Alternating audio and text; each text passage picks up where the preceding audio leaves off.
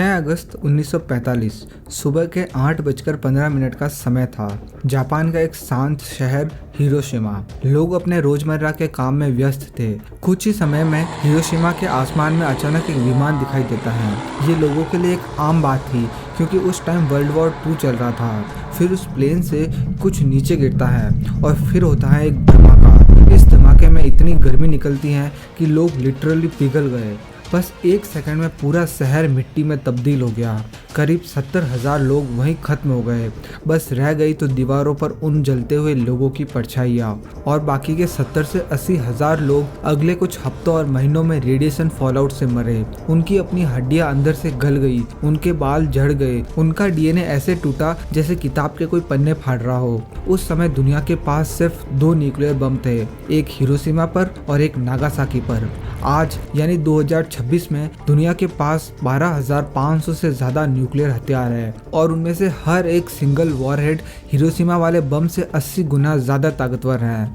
और इन बमों का सबसे बड़ा स्टॉक रूस और अमेरिका के पास है, 2 ऐसे देश जो दशकों से एक दूसरे के खून के प्यासे हैं। और आज इनडायरेक्टली ये दोनों देश ईरान इजराइल वॉर में एक दूसरे के सामने हैं।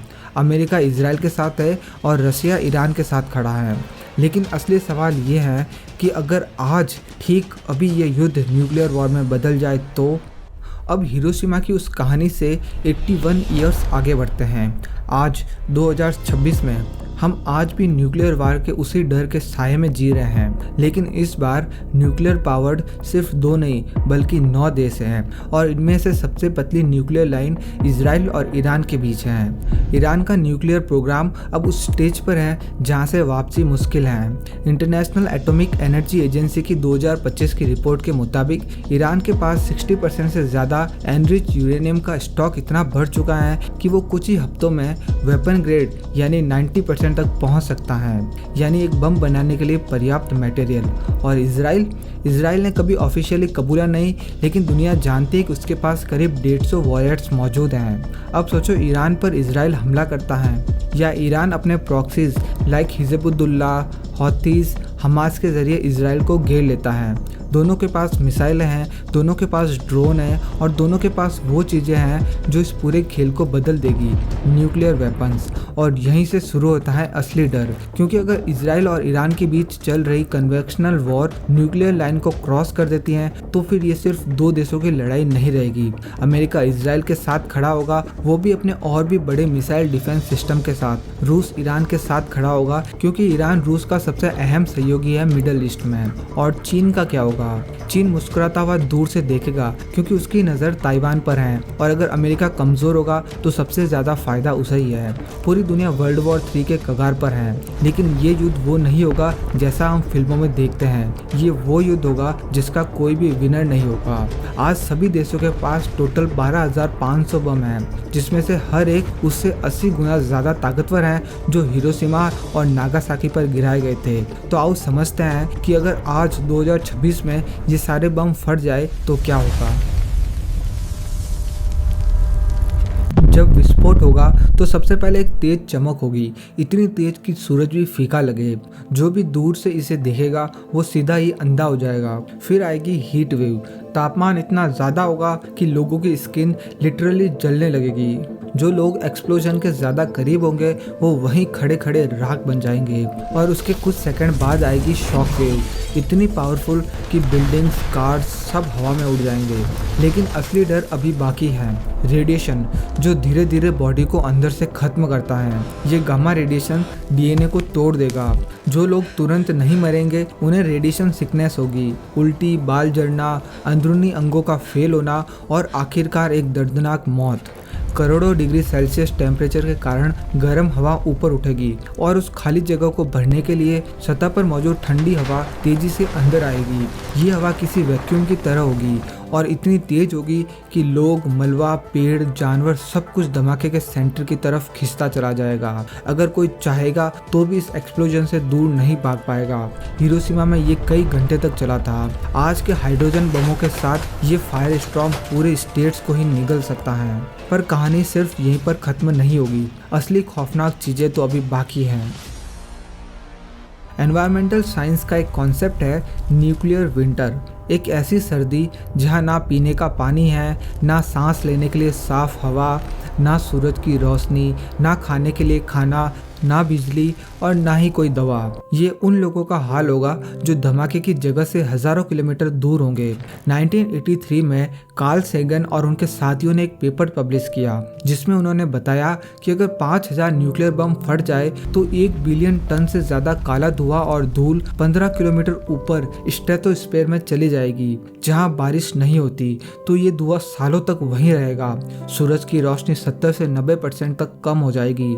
पूरी दुनिया का औसत तापमान -25 डिग्री सेल्सियस तक गिर जाएगा। खेती पूरी तरह से खत्म, फोटोसिंथेसिस रुक जाएगी। पहले हफ्ते में ही खेतों में खड़ी फसलें मर जाएगी। किसान जब उन्हें हाथ लगाएगा तो टूटकर बिखर जाएगी।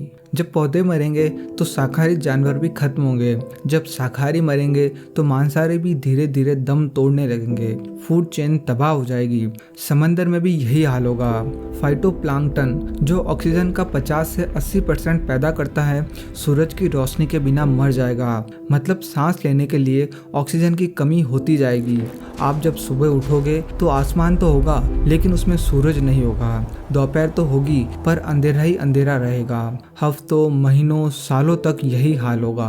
कार्ल सेगन के मुताबिक न्यूक्लियर विंटर कम से कम 3 साल तक चलेगा और कुछ मॉडल्स कहते हैं कि ये 1 दशक तक भी चल सकता है।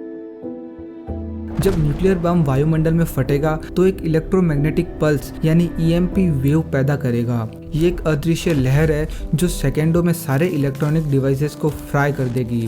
Transformers, power grid, computers, servers, mobile networks, hospitals की मशीनें, पानी के सप्लाई सिस्टम सब कुछ खत्म हो जाएगा। बिजली नहीं होगी, पेट्रोल पंप नहीं चलेंगे, ट्रक नहीं चलेंगे, नई सप्लाईज नहीं आएगी। जो खाना दुकानों पर है वो लूट लिया जाएगा और फिर कुछ भी नहीं बचेगा। हॉस्पिटल्स वो भी नष्ट हो चुके होंगे, या तो ब्लास्ट से या EMP से। जो बचे होंगे उनमें दवाइयाँ कुछ ही दिनों में खत्म हो जाएगी। इंसुलिन, एंटीबायोटिक्स, दर्द की दवा सब खत्म। डॉक्टर और नर्स खुद जान बचाने की कोशिश कर रहे होंगे। पुलिस और आर्मी, उनके परिवार भी मर रहे होंगे। कोई आदेश नहीं सुनेगा। लूटपाट, हिंसा, अराजकता फैल जाएगी। शहर जंगल बन जाएंगे। एक्चुअली जंगल से भी बदतर, क्योंकि जंगल में कम से कम साफ हवा तो होती है, यहाँ तो हवा भी जहरीली होगी। अमीर और ताकतवर लोग, वो जिनके पास अंडरग्राउंड बंकर्स हैं, जिनके पास हवा और पानी फिल्टर करने की मशीनें हैं, जिनके पास खाने का स्टॉक है, वो कुछ महीनों तक जिंदा रह लेंगे। लेकिन आम लोगों का क्या? दुनिया की 99% आबादी की मौत तय है। कुछ हफ्तों में रेडिएशन से, कुछ महीनों में भूख से, कुछ सालों में कैंसर से। कार्ल सेगन ने कहा था, न्यूक्लियर वॉर में कोई विजेता नहीं होगा। जो हमला करेगा वो भी न्यूक्लियर विंटर में मरेगा। देखो, मैं किसी को डराना नहीं चाहता, लेकिन जो मुझे रिसर्च में पता चला वो मैं आपको बता रहा हूँ। 2006 में एलन रोबॉक नाम के वैज्ञानिक ने कैलकुलेशन की, सिर्फ भारत और पाकिस्तान के बीच न्यूक्लियर युद्ध से भी न्यूक्लियर विंटर शुरू हो जाएगा। तो सवाल ये है कि क्या हम तैयार हैं? जवाब है नहीं। भारत में सरकारी अफसरों और VIP के लिए तो बंकर हैं, लेकिन आम जनता के लिए कोई लार्ज स्केल न्यूक्लियर शेल्टर नहीं है। Early warning system military focus है। सिविलियन अलर्ट सिस्टम पर काम चल रहा है, लेकिन वो अभी सफिशिएंट नहीं है। न्यूक्लियर वॉर से बचने के लिए हमारे पास कम से कम 5 चीज़ों का होना ज़रूरी है। पहला, अंडरग्राउंड वर्टिकल फार्मिंग।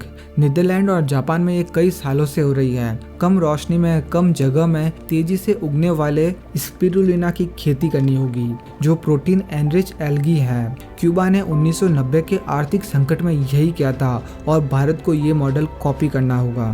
दूसरा, Faraday cage.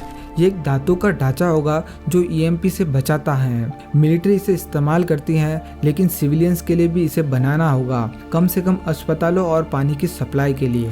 Tablets of potassium iodide, ये थायराइड को रेडियो एक्टिव मटेरियल्स को सोखने से रोकती हैं। भारत में इसका कोई नेशनल स्टॉक नहीं है, पर अगर न्यूक्लियर वॉर हुआ तो हमें इसकी बहुत ज़रूरत पड़ेगी। Identification of safe locations. Andaman Nicobar, north east, Himachal, Uttarakhand, ये माउंटेन्स और आइसलैंड नेचुरल शेल्टर का काम कर सकते हैं। वार के टाइम लोगों को इन जगहों पर शिफ्ट किया जा सकता है। पांचवा और मोस्ट इम्पोर्टेंट, एजुकेटिंग पीपल। जब तक आम आदमी को पता नहीं होगा कि न्यूक्लियर इमरजेंसी में क्या करना है, तब तक सारी तैयारी बेकार है। इसलिए सरकार को अलग अलग प्रोग्राम्स चलाकर लोगों को न्यूक्लियर वार और न्यूक्लियर विंटर के बारे में बताना चाहिए, ताकि जब कभी ऐसा हो तो वो खुद को बचा सके। मुझे उम्मीद है कि कभी न्यूक्लियर वॉर नहीं होगा, लेकिन उम्मीद पर तो कुछ नहीं चलता। आज इसराइल और ईरान के बीच जो तनाव है वो एक माचिस की तरह है और पूरी दुनिया पेट्रोल में डूबी हुई है। एक गलती, एक मिस कैलकुलेशन और सब उसी नरक में जलेंगे जिसका नाम है न्यूक्लियर विंटर। कार्ल सेगन ने सही कहा था, न्यूक्लियर वॉर को नहीं जीता जा सकता, उसे सिर्फ टाला जा सकता है। तो भैया उम्मीद करते हैं कि लोगों को सद्बुद्धि आए और कल भी दुनिया वैसे ही हो जैसे कि आज है। अगर आपने ये वीडियो यहाँ तक देखा तो समझ आना कि तुम्हारे अंदर डर नहीं बल्कि अवेयरनेस आई है, और अवेयरनेस ही सबसे बड़ा हथियार है। तो मिलते हैं अगली वीडियो में। जय हिंद, जय भारत।